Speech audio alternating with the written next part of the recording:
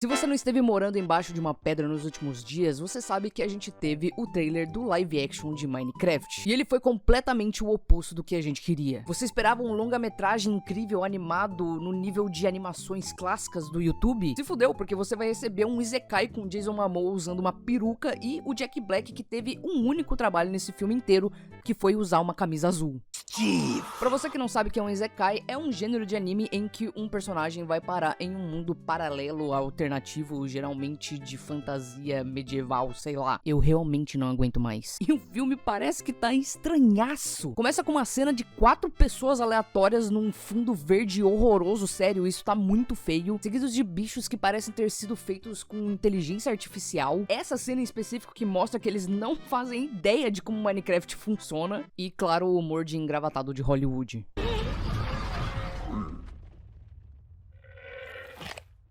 É muito engraçado, hein? Sério, esse filme libera o Vale da Estranheza de uma maneira muito esquisita, principalmente com os animais. Eu tenho certeza que essa lema vai assombrar minha família de noite. E sabe o que é o mais bizarro disso tudo? É que 4 dias depois que o trailer do live action saiu, um canal no YouTube conseguiu recriar o trailer totalmente animado. E ficou, tipo, milhões de vezes mais confortável de assistir. E ele foi feito por, tipo, 3, 5 pessoas no máximo. Inclusive, nesse remake do trailer que eles fizeram, eles arrumaram um monte de coisas que no trailer original tava errado. Lembra dessa cena aqui do Jason Momoa teoricamente fazendo um balde? Tipo, na mesa, os materiais estão tudo jogados em forma aleatória, de uma maneira que mostra que eles não sabiam o que eles estavam fazendo. E até isso, esse canal no YouTube conseguiu consertar, mano. Ele colocou os ferrozinhos no lugar certo. Como é que pode 5 pessoas em 4 dias fazer um bagulho muito mais bonito do que estúdios milionários? Isso tudo só me faz ter vontade de falar de algo que eu sinto faz um tempo. De como parece que nada realmente novo tá sendo criado recentemente. Como se a criatividade desses estúdios tivesse acabado de alguma forma. Hoje eu quero falar sobre o fim da criatividade nas mídias e de como isso é uma grande mentira.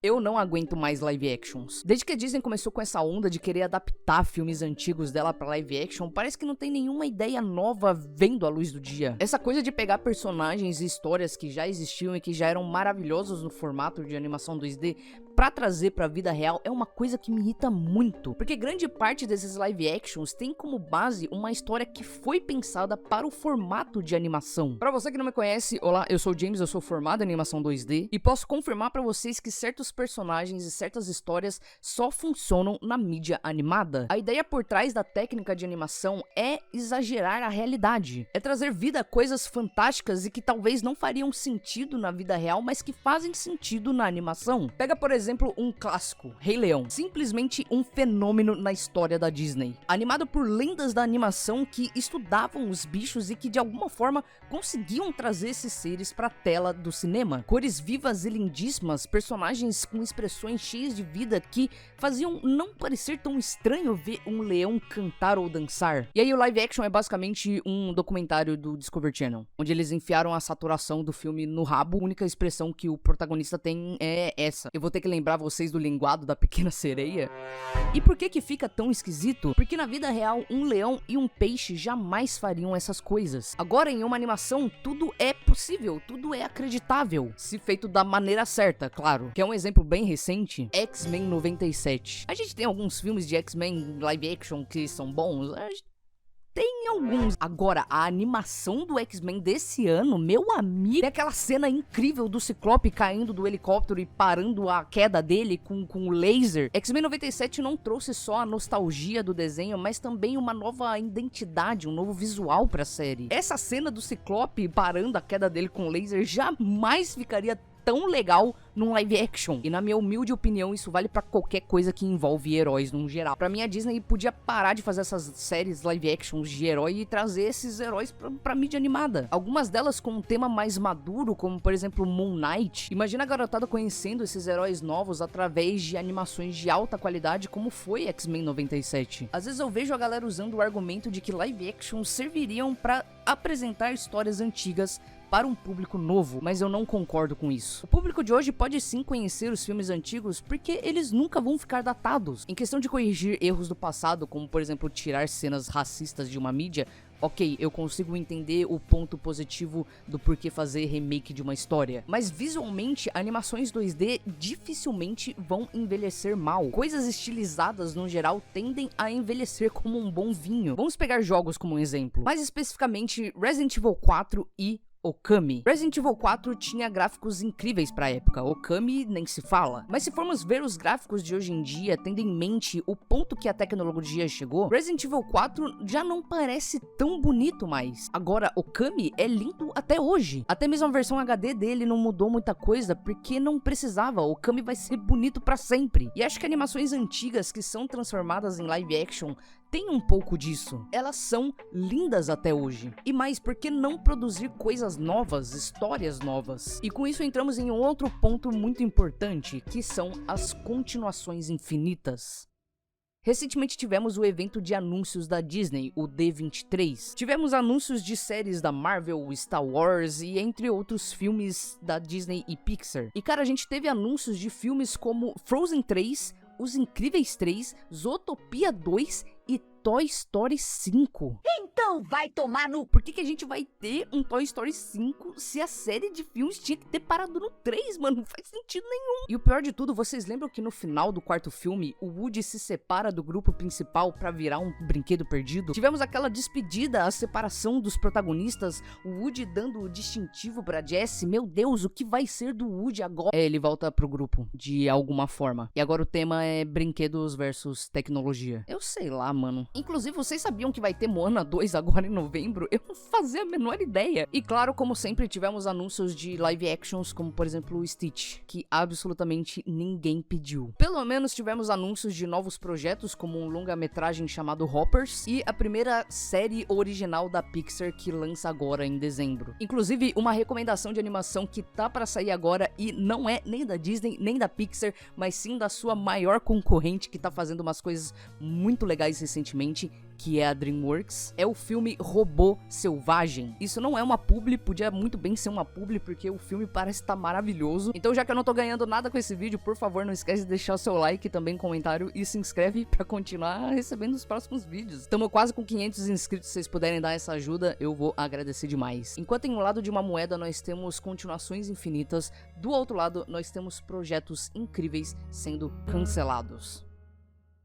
Um dos perigos de você começar a acompanhar uma série hoje em dia é o medo dela simplesmente ser cancelada no meio ou ela ser cancelada depois de um cliffhanger. Às vezes tem séries que são obrigadas a acabar e simplesmente ficam com um final super rushado, ou recebem um orçamento minúsculo e isso acaba refletindo na qualidade da série, ou do final dela. Ou às vezes a série não se encaixa na marca do estúdio. E às vezes um dos motivos disso é ter representatividade LGBT, por exemplo. A Casa da Coruja e Steven Universe são exemplos perfeitos pra isso. Ambos são desenhos que possuem uma representatividade LGBT muito forte e que acabaram sendo prejudicados porque não eram bem vistos por certos países ou, claro, pelos engravatados. Inclusive, um dos primeiros desenhos a passar por isso foi Avatar: A Lenda de Korra. O desenho era pra ter uma temporada, a Nick pediu mais 3. No meio disso, tiraram o desenho da grade da TV e colocaram pra passar apenas online, o que cortou muito a audiência do desenho na época. E depois acharam ruim que o desenho ia acabar com um beijo entre duas mulheres. Steven Universe foi cancelado por causa de um beijo e um casamento. E a Casa da Coruja foi cancelado porque parece que não se alinhava ao que a Disney queria na época. No caso, era um desenho episódico e a Disney não tava querendo isso. Eles cancelaram esse desenho que tinha uma história ótima e um universo super interessante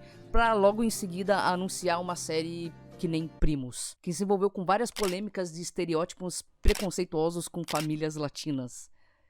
Eita, que coisa boa. Outra série que eu tava gostando muito de assistir na Netflix era Inside Job, ou Departamento de Conspirações. A série tinha o criador de Gravity Falls, Alex Hirsch, como parte da produção, com uma história muito interessante e um cliffhanger gigantesco no final da segunda temporada. E é claro que eles cancelaram a série no meio de um cliffhanger gigantesco. Mas Big Mouth continua lá, firme e forte, com quase 8 temporadas. Essa bosta. Essa onda de cancelamentos me deixa muito preocupado, porque acaba só tirando o trabalho de artistas que só querem trabalhar. Lembra quando eu falei sobre o fim da criatividade e de como isso é a maior mentira? Então, ainda tem pessoas com muitas ideias boas, mas infelizmente só não querem pagar direito por elas. Como você sabe, muitos desses artistas não estão sendo pagos direito. Tivemos a greve dos roteiristas há uns anos atrás, as várias notícias de animadores de estúdios japoneses em que eles trabalham até exaustão a ponto de não conseguirem voltar pra casa pra ver a própria família e, claro, não sendo pagos o suficiente. E recentemente tivemos a greve dos animadores. Várias pessoas foram pras ruas lá nos Estados Unidos para protestarem por melhores condições de trabalho dentro dos estúdios. Não só isso, mas também pela regulamentação das IAs, que vem se tornando um problema até mesmo aqui no Brasil. Quem lembra do movimento pela dublagem viva, onde os dubladores brasileiros se reuniram basicamente por isso também. Tivemos participações de nomes conhecidos como Alex Hirsch e Rebecca Sugar nos protestos gringos, entre várias pessoas que estão cansadas de terem seus trabalhos cortados, sucateados ou substituídos por IAs. Temos casos até mesmo de desenhos que quase foram apagados da existência, como por exemplo foi o caso de Infinite Train, que era um desenho muito bom e que foi cancelado pela Cartoon, sendo retirado da plataforma Max e se tornando muito difícil de encontrar ele em alguma plataforma oficial. Tão difícil a ponto do criador disponibilizar Drive com todos os episódios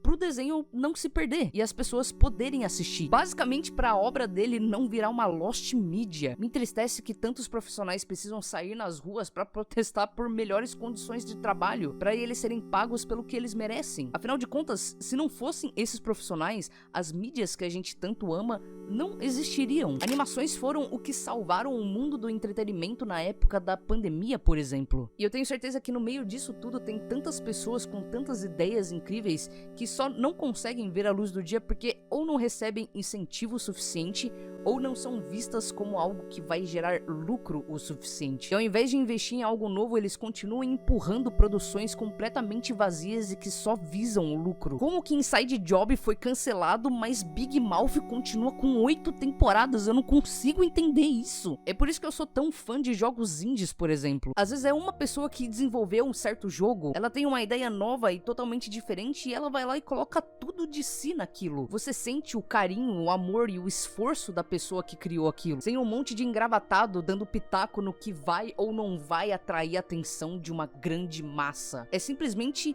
a vontade genuína de uma pessoa de criar e de mostrar essa criação para outras pessoas. E tem tantos jogos indies que conseguem ficar pau a pau com jogos AAA que são diferentes e belíssimos de um jeito único. Outer Wilds, Animal Well, Sable, Undertale, todos são exemplos de jogos que confirmam que sim, ainda tem muita ideia nova, boa e desconhecida por aí. Isso também vale para filmes e séries. E uma última coisa sobre o filme do Minecraft, eu assisti o vídeo do Gaveta e eu discordei de muita coisa, principalmente de um argumento que sempre usam quando se trata de uma produção que é voltada pro público infantil, que é a frase "é pra criança, não é pra ser sério e nem levado a sério". E eu odeio essa frase. Adultos têm essa mania chata de subestimar o raciocínio de um público mais jovem. Não digo bebês, claro, porque afinal são bebês, mas a partir do momento que uma criança vai crescendo, ela vai sim desenvolvendo um senso crítico. Não é porque algo é considerado infantil que, foda-se, vai lá e faz qualquer coisa e não tem problema se sair algo extremamente estúpido. Crianças também merecem obras que são interessantes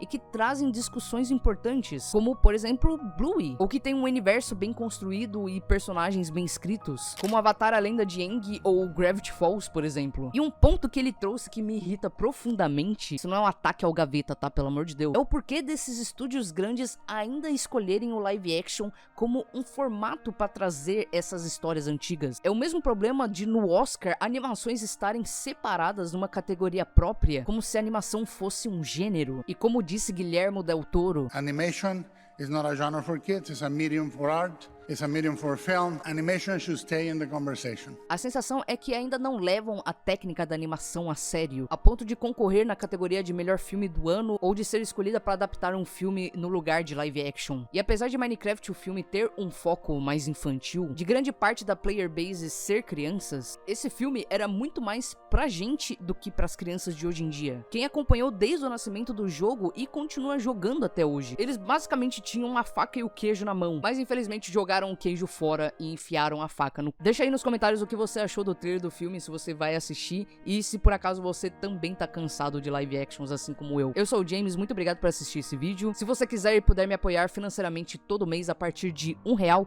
considere assinar o meu Streamar. E claro, você recebe recompensas dependendo do nível que você assinar. Como sempre, muito obrigado aos apoiadores desse vídeo. Não esquece de deixar um like que me ajuda muito, deixa um comentário do que você achou do vídeo e claro, não esquece de se inscrever para continuar recebendo mais vídeos como esse. Muito obrigado pelo apoio e vejo vocês no próximo vídeo.